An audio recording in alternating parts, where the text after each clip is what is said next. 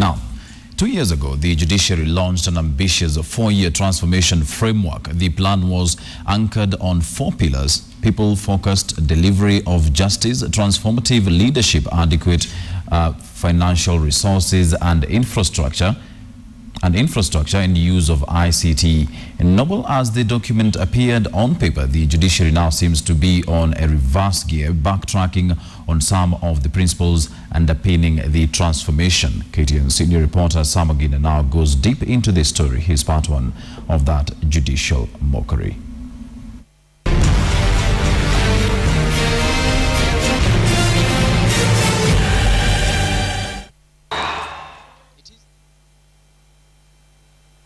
An architectural masterpiece, a mega structure that has been classified among the country's monuments, complete with a fountain, being a colonial building notwithstanding.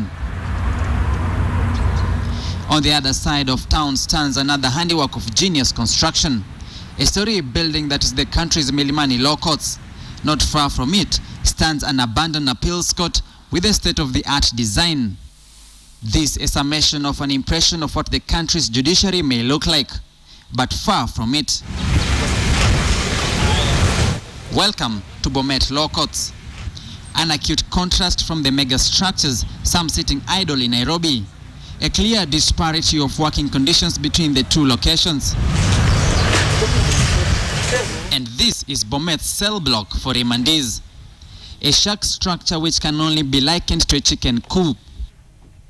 Built of timber and wire mesh for ventilation and a jerrycan for urinal, this structure has been here since the 1990s. Officials here say the facility can hold up to 70 remandees. The cell exclusive to men holding hardcore criminals, traffic and petty offenders, all lumped together. Adjacent to the male cell is a tree that acts as the holding facility for women and children, probably perceived less violent and brazen in society, to be kept in open space. When it rains, they are transferred to the available police vehicle in the yard. The vehicle will act as the cell. And criminals appear to be aware of the judiciary's archaic and dilapidated holding facilities. In Makueni, remandees nearly escaped from their cell block by digging an escape tunnel through the walls of their holding facility. The resultant feature, a condemned building awaiting to collapse any day or minute. So bad and dire is the situation across the country. Other courts lack holding facilities in totality. The remandees are thereby allocated a row in the open court.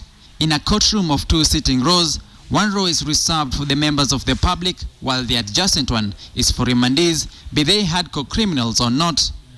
This is the situation in Runyenjes, Othaya, Tawa and Makueni Law Courts, just to sample a few. In the open court where we operate from, it is actually used as, at the same time it's used as a library. That is where my books are. We use it as a registry. That's where some old files are kept.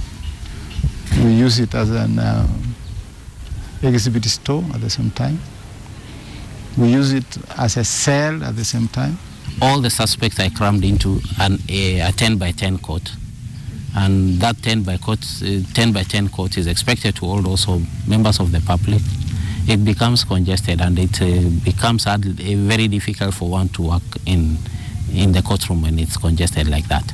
Basically, once our remandees are brought from the prisons, they are held at an adjacent building, an adjacent cell, at the administration police cell. But once the court starts, all the remandees, whatever their number, all of them sit in court. In Marimanti Law Courts, Tharaka Nithi County, the judicial officials lock up their remandees handcuffed in the police Land Rover.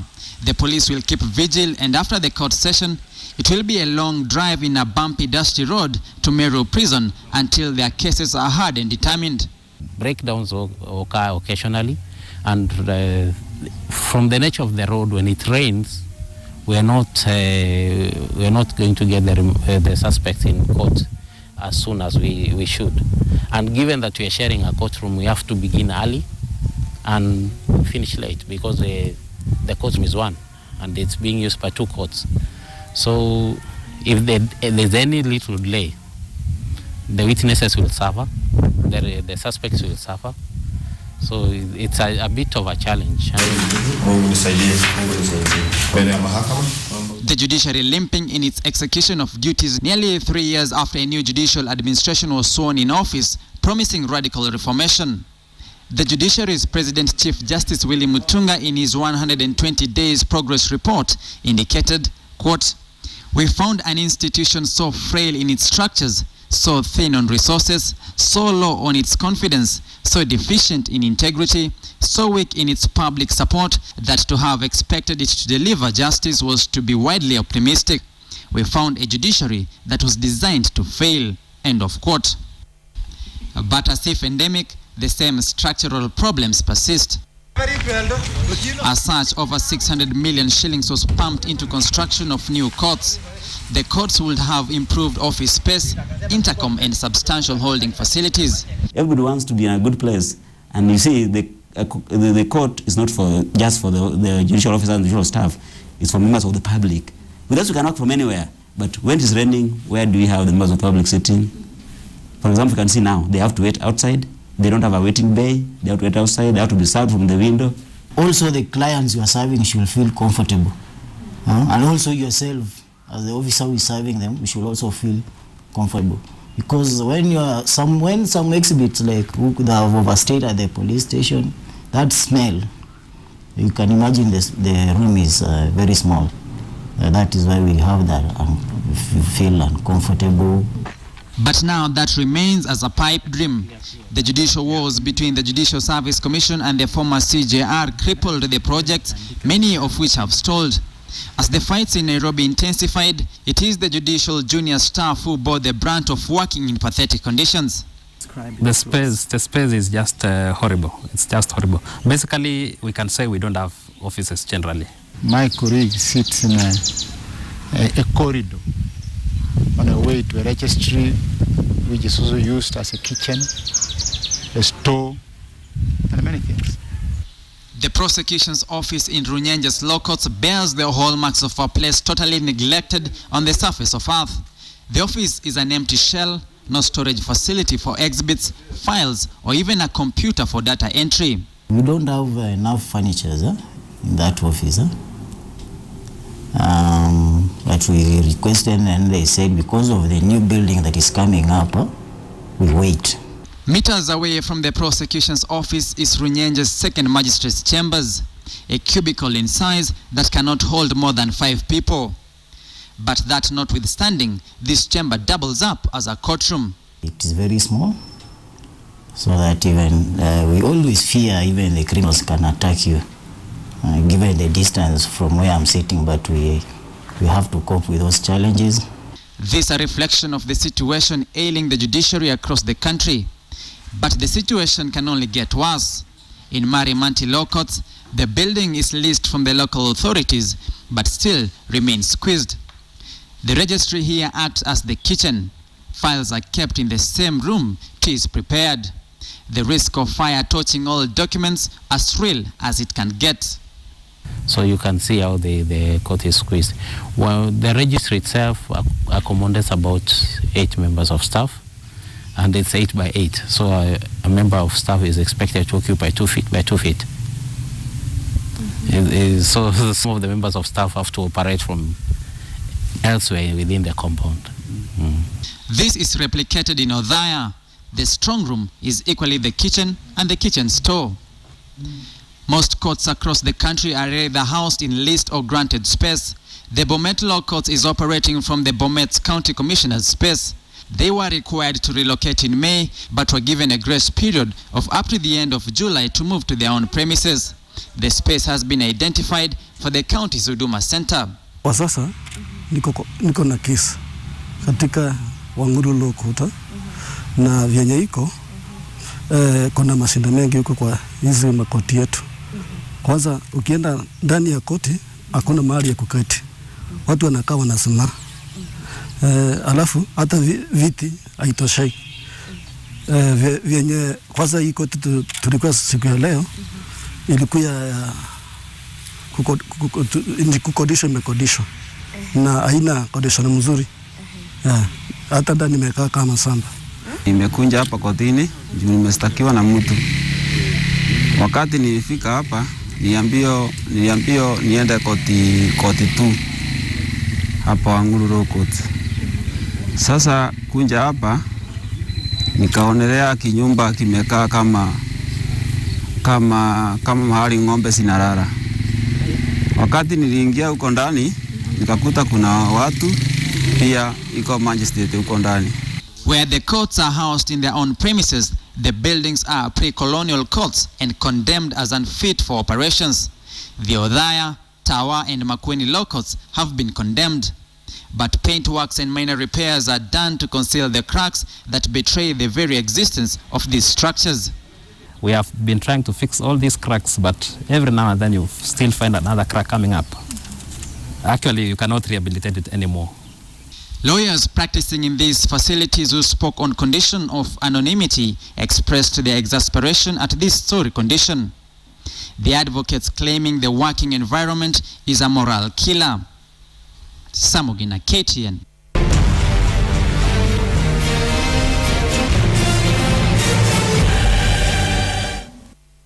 It is an institution that has wowed Kenyans and the country gradually gaining confidence in the judiciary. But beneath the surface, the judiciary is ailing. The shambolic structures tucked and hidden away in remote areas, a clear mockery of the judiciary.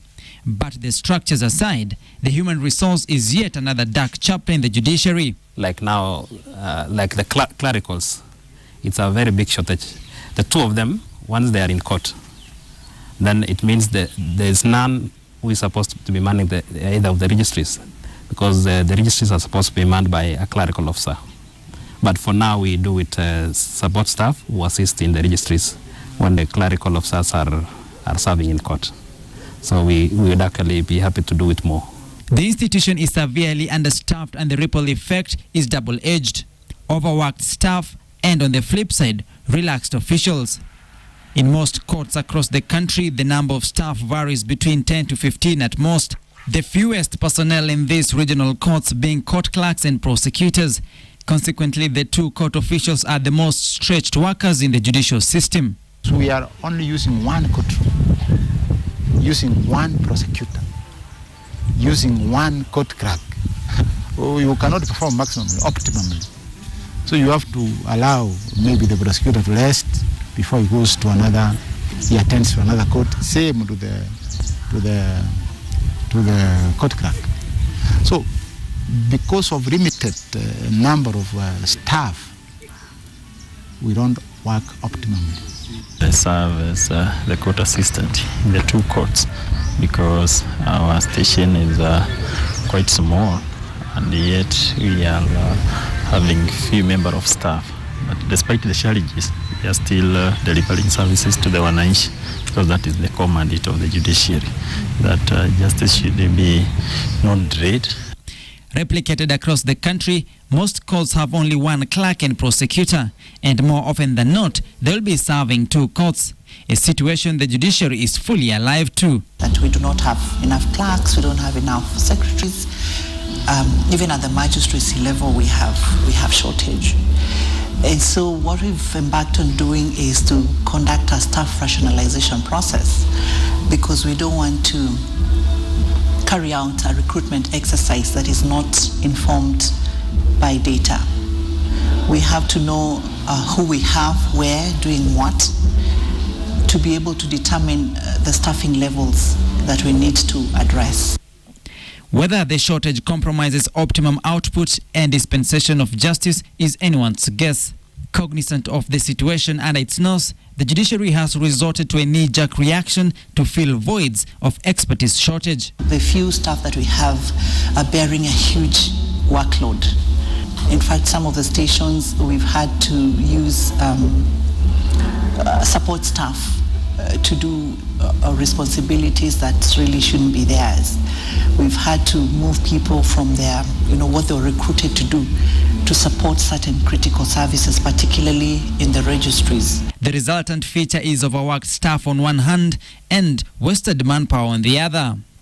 Taking Othaya law courts, for instance, two magistrates rely on a single prosecutor and clerk. While the magistrates have the luxury of working in shifts, it is a marathon run for the prosecutor and the clerk. We have to send away other witnesses, tell them now it is time for court number 2.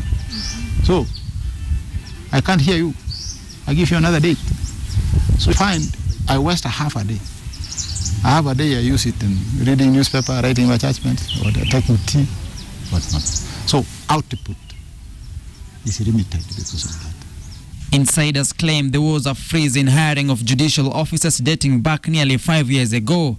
This essentially slowing down the wheels of justice. But the judiciary has denied any recruitment freeze, but ironically saying it is not hiring anytime soon. You're aware that we've had quite an increase in the number of judges in the past about 3 years or so compared to what we had in the past, and the recruitment of staff to support them hasn't been commensurate, because each time we get a new judge, that judge needs 1 or 2 clerks, needs a secretary, needs a driver, needs all those support facilities. So we are not going to recruit anybody without first completing the rationalization process, because we want it to be comprehensive. We want it to be something that will stand the test of time. So it has to be evidence-based. And to muddy the waters in the judicial ping-pong, the expansion drive of the judiciary that began last year has stalled. The drive that had earmarked 11 areas for construction of the prefabricated courts stopped at nearly 70%. The project stopped under shadowy circumstances. The courts were to be fitted with spacious 2 courtrooms, various offices and stone-walled cell blocks. Essentially everything under one roof. Over 629 million shillings was pumped into the project that was supposed to be completed last year. So the prefabs will be completed. We cannot leave them to, just to go to waste. They have to be completed because public funds have been spent on them. So they'll be completed, but that doesn't stop other new projects from coming up, because you realize there are just 7 prefabs and we have 47 counties. A back and forth has ensued between contractors and the judiciary, locking horns over payments of the projects. The contractors claiming they stopped working on the projects over payment disagreements. A senior manager at one of the contracted firms claimed the judiciary had not paid them to resume construction. The judiciary on its part is adamant that payments were fully made. No. It is the contractors who just stopped working, and yet they had been paid. The contractors haven't been able to tell us why they were not able to complete the prefabs much as payments had been made. So we are engaging in these discussions with our respective contractors just to make sure that the stalled projects can continue. 2 firms were contracted to undertake the quick fix 6-month project of setting up prefabricated courts to modernize judicial operations in most remote areas. The 2, Economic Housing Group and Team Cells. Their constructions had provided hope to the judicial staff, but as they say, it is back to square one with optimism that better days will come. Once that building is done, we shall be a very happy lot here. Each one of us will have an office. Each of the magistrates will have very good chambers, self-contained, complete with a bathroom. So with this kind of heat in this part of the country, we shall do well. So we are looking forward to a very great future. Even for the cells, we have a cell block coming up.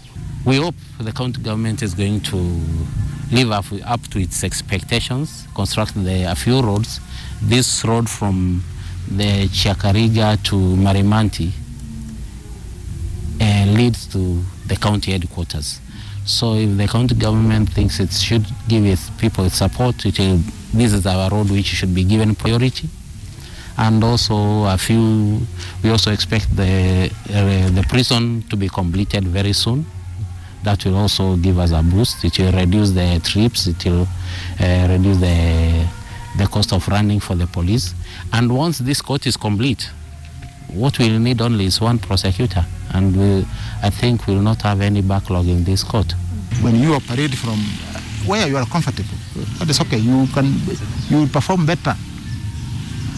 Now that it has stalled, we don't know when it will be complete. But so still we'll be suffering due to space. Yeah, but if it is complete and we move in as a relief, as a relief, you will have it. And that is what the judicial headquarters in Nairobi is promising: better days. This year we've managed to get sufficient funds for the refurbishment of the existing courts. We already have bills of quantities from all the stations affected. We have a priority list which was approved by Parliament, and we've been able to identify stations that have to come up as new constructions and those that need to be refurbished and extended. And for the current financial year, I'm happy to let you know that we do have adequate funds for that exercise. But until that comes to pass, the mockery in the judiciary that has been endemic persists: poor infrastructure and crippled services, hallmarks of an institution struggling to get up on its own feet. Samugina, KTN.